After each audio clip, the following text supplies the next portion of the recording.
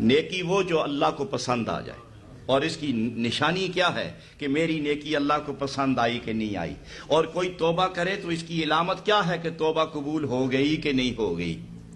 حضرات اہل علم فرماتے ہیں کہ جس نیکی کے بعد متصل دوسری نیکی کا موقع مل جائے سمجھو کہ پہلی قبول ہو گئی ہے،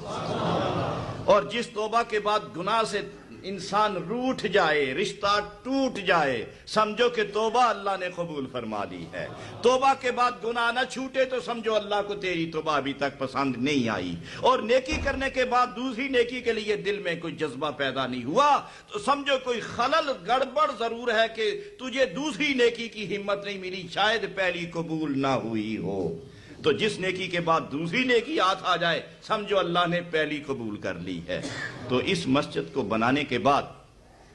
آپ تو جتنے بڑے حضرات بیٹھے ہوئے ہیں نا، آپ کا تو کوئی خطرہ نہیں ہے، آپ کا کوئی خطرہ نہیں، آپ تو بالکل ایسے ماحول کے اندر آپ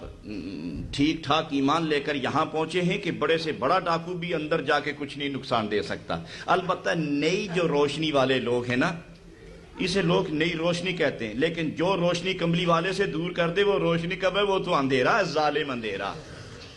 تو یہ نئے اندھیرے میں اترنے والے جو لوگ ہیں ان کی راہیں روشن کرو تاکہ وہ لوگ اسلام کے داعی بن جائیں، اسلام کے مفکر بن جائیں، اسلام کے مبلغ بن جائیں، قرآن کے حافظ بن جائیں، حدیث کے حافظ بن جائیں، دین حق کے پیغام لے کر گھر گھر پھرنے کا حوصلہ لے کر چراغ بدست پھریں، اور جس مارکے میں داخل ہوں گناہ بھاگ جائے، نیکیاں مسکرا جائیں۔ یہ آپ کا ذمہ ہے کہ اپنی اولاد کو یہ مرتبہ دیں۔ خداوند تعالیٰ مجھے اور آپ سب کو اس ملک میں دین کی خدمت کرنے کی توفیق عطا فرمائے۔